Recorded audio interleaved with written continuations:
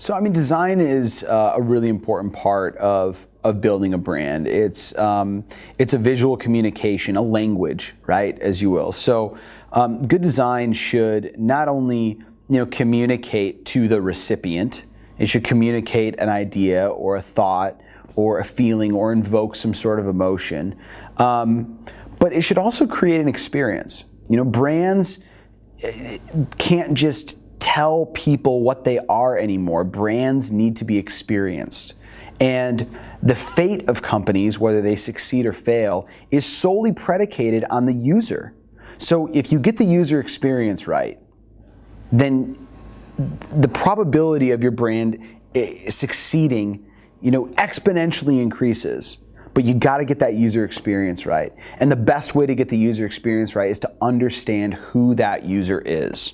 There's a handful of agencies out there that make things look pretty. And they're good at making things look pretty.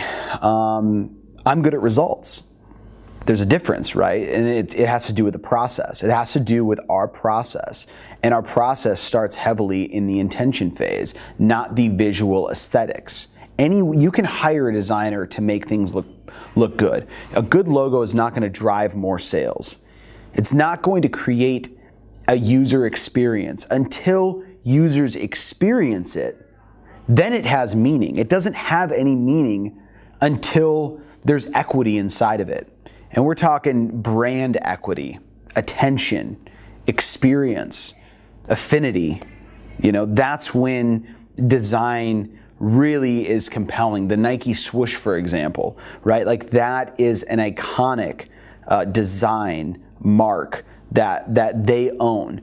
But when they started, it didn't mean shit. It didn't mean anything. Now it carries meaning because there's an experience that was created over many years of customers having that same experience repeated over and over again. So that emotional connection provides value. It provides value to design. So simply having good design doesn't mean anything until there's enough experience and equity inside of that brand to actually have it mean something.